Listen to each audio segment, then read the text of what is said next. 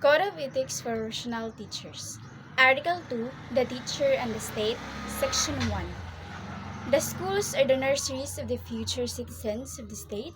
A teacher is the trustee of the cultural and educational heritage of the nation and is under obligation to transmit learners such as heritage as well as to elevate national morality, promote national pride, and cultivate love of the country, instill allegiance to the constitutions and for all duly constituted authorities, and promote obedience to the laws of the state. Section 2.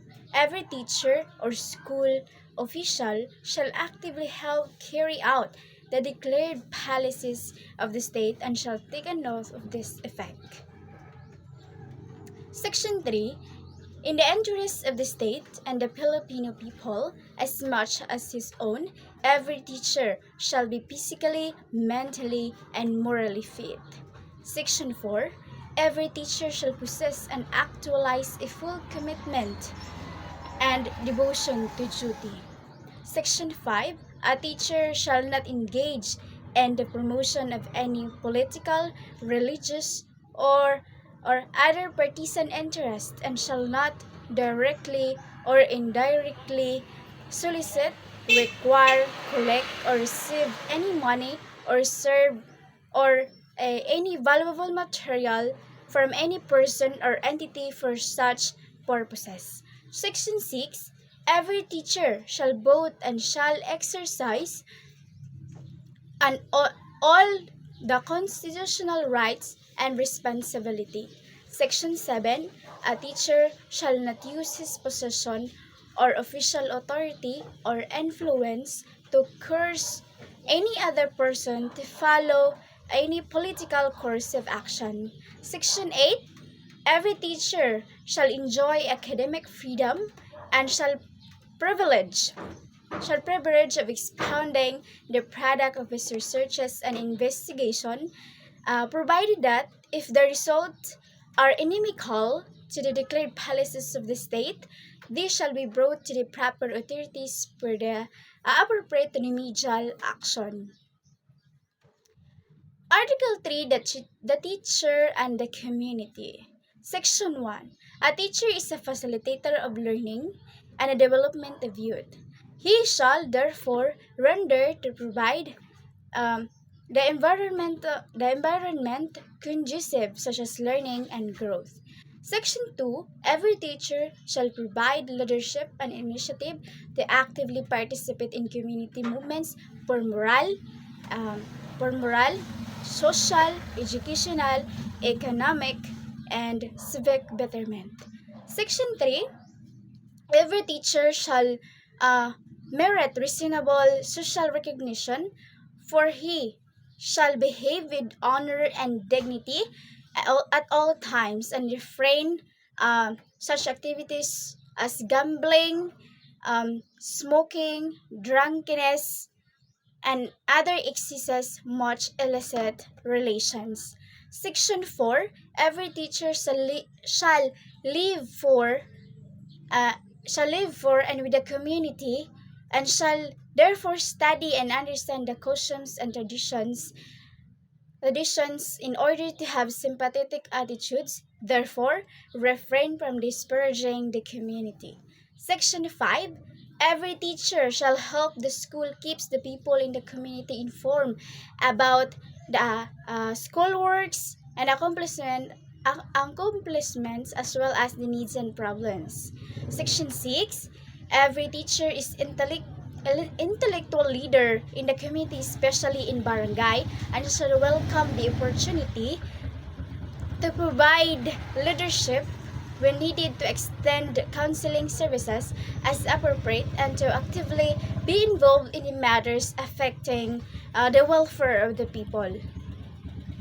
Section 7. Every teacher shall maintain harmonious and pleasant personal and official relations with other professionals, with government officials, with the people individually and collectively. Section 8. A teacher possesses freedom to attend church and worship as appropriate, but shall not use his position and influence to proselyte others. Article 4, a teacher and a profession. Section 1.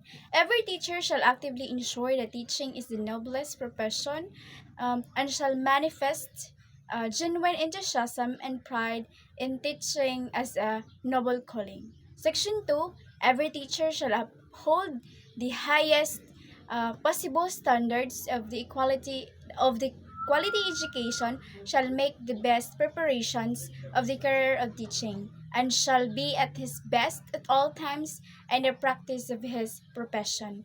Section 3. Every teacher shall participate in the continuing professional education program of the Professional Regulation Commission, and shall pursue such other studies as will improve his efficiency, enhance the prestige of the profession, and and strengthen his competence, virtues, and productivity in order to be nationally and internationally competitive. Section 4. Every teacher shall help, if duly authorized, um, to seek support from the school, but shall not make improper misrepresentation through personal advertisement and other questionable means. Section 5. Every teacher shall use the teaching profession in a manner that makes it dignified means for earning a decent living.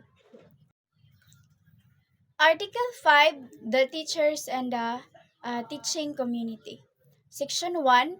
Teachers shall at all times be imbued with the spirit of professional loyalty, mutual confidence and faith in one another, self-sacrifice for the common good, and and full cooperation with colleagues with the best interest of the learners, the school, or the profession is at stake in a controversy. Teachers shall support one another.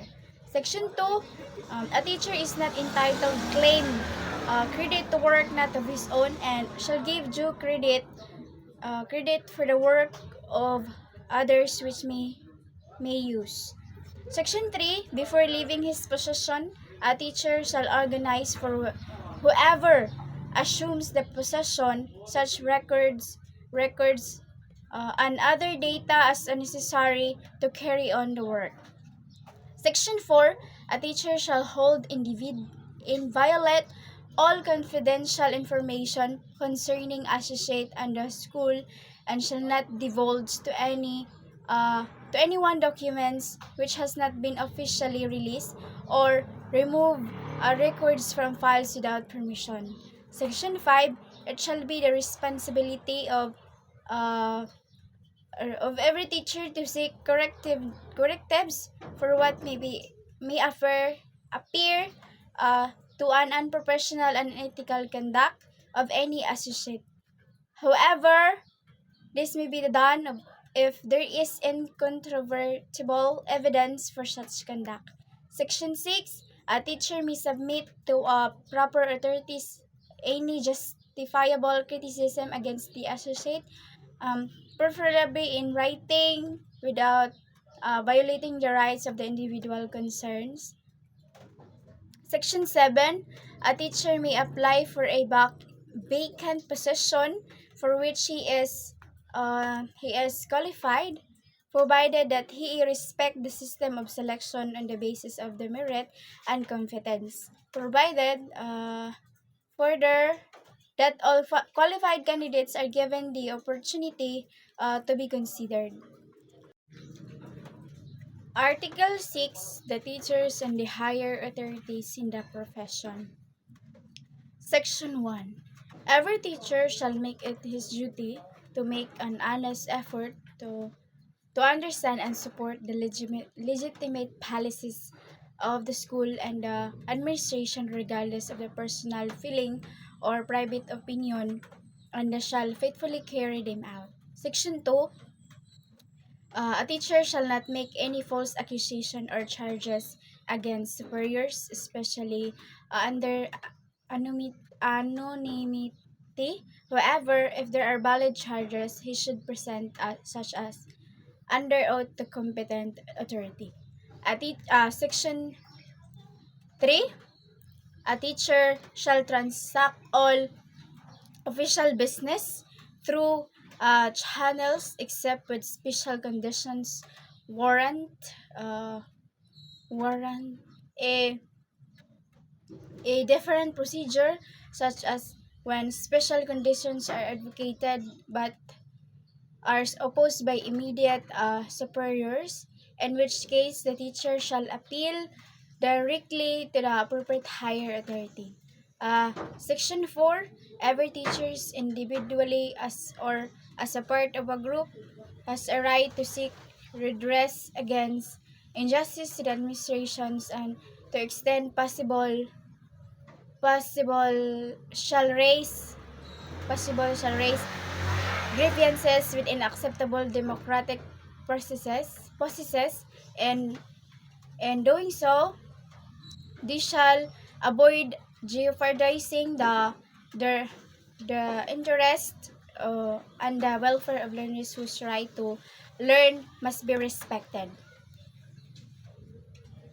Section 5, every teacher has a right to invoke the principle that appointments, promotions, and transfer transfer of the teachers are made only on the basis of merit, merit and needed in the interest of the service. Section 6, a teacher who accepts possession assumes a contractual obligation to live up to his contract, assuming full knowledge of employment terms and conditions. Article 7, school officials, teachers, and other personnel. Section 1. All school officials shall at all times show professional courtesy, helpfulness, and sympathy towards teachers and other personnel, such as practice being standards or effective school supervision, dignified administration, responsible leadership, and enlightened directions. Section 2, school officials, teachers, and other school personnel shall consider it their cooperative responsibility to formulate policies or introduce important changes in the system at all levels. Section 3, school officials shall shall encourage and attend the professional growth of all teachers under them, such as recommending them for promotion, giving them due recognition for meritorious performance, and allowing them to participate in conferences and training programs. Section 4, no school official shall dismiss or recommend for dismissal teacher or other subordinates except for cause. Section 5, school authorities concerned shall ensure that public schools teachers are employed in accordance with um, pertinent civil service rules, and private school teachers are issued contracts specifying the terms and conditions of their work, provided that they are given if qualified subsequent permanent tenure in accordance with existing laws. Article 8, the teachers and the learners. Section 1, a teacher has a right and duty to determine the academic marks and the and the promotion of the learners in the subject or grades he handles, provided that such determination shall be in accordance with generally accepted procedures of evaluation and measurement. In case of any complaint, teachers concerned shall immediately take uh, appropriate actions observing due process. Section 2, a teacher shall recognize that the interests and welfare of learners are of the first and foremost concern, and shall deal justifiable and impartially with each of them. Section 3, under the circumstance shall Shall a teacher be prejudiced or discriminate against a learner? Section 4. A teacher shall not accept favors or gifts from learners, their parents, or other in their behalf and exchange for request concessions, especially if undeserved. Section 5. A teacher shall not accept directly or indirectly any remuneration from such tutorials other what is authorized for such service. Section 6. The teacher shall base on the evaluation of the learner's work only in merit and quality of academic performance. Section 7. Uh, Section 7. In a situation where mutual attraction and subsequent love develop between teachers and the learners, the teacher shall exercise utmost professional discretion to avoid scandal, gossip, and preferential treatment of a learner. Section 8. A teacher shall not inflict corporal punishment on offending learners nor make deductions from their scholastic ratings as a punishment for acts which are clearly not manifestation of a forced scholarship. Section 9. Section 9. Section 9. A teacher shall ensure that conditions contribute to the maximum development of learners are adequate and shall extend needed assistance in preventing or solving learners' problems and difficulties. Article 9. The teachers and the parents. Section 1. Every teacher shall establish and maintain cordial relations with parents and shall conduct himself to merit their confidence and respect. Section 2. Every teacher shall inform parents through proper authorities of progress and deficiencies of a learner under him, exercising utmost uh, candor and tact in pointing out the learner's deficiencies and in seeking parents' cooperations for the proper guidance and improvement of the learners. Section 3. A teacher shall make hear parents' complaints with sympathy and understanding and shall discourage unfair criticism. Article 10. The teachers and the business. Section 1. A teacher has the right to engage directly or indirectly in legitimate income generation, provided that it does not relate to adversely affect his work as a teacher. Section 2. A teacher shall maintain a good reputation with respect to the financial matters, such as in the settlement of his debts and loans in arranging satisfactorily his private financial affairs. Section 3. No teacher shall act directly or indirectly as an agent or the financially in any commercial venture which furnish textbooks and other school commodities and purchase and disposal of which and exercise official influence except only when his assignment inherently related to such purchase and disposal, provided this shall be in accordance with the existing regulations provided. Further, that members of duly recognized teachers' corporations, cooperative may participate in the distribution and sale on such commodities. Article 11. The teacher as a person. Section 1. A teacher is, above all, a human being endowed with life, for which is it the highest obligation to live with dignity at all times, whether in school, in home, or elsewhere. Section 2. A teacher shall place premium upon self-discipline as a primary principle of personal behavior and our relationship with others in all situations. Section 3. A teacher shall A teacher shall maintain at all time a dignified personality which could serve as a model worthy of emulation by learners, peers, and all others. Section 4, a teacher shall always recognize the Almighty God as a guide of his own destiny and a destinies of men and nations. So, Article 12, disciplinary actions. Section 1, any violation of any provision of the code shall be sufficient ground for the imposition against the erring teacher of the disciplinary action consisting of the revocation of his certification of registration and license as a professional teacher, suspension from practice of teaching profession, or reprimand or cancellation of his temporary or special permit under causes specified in and under specified permit under causes specified in Section 23, Article 3 or RA number 7836, rules and regulations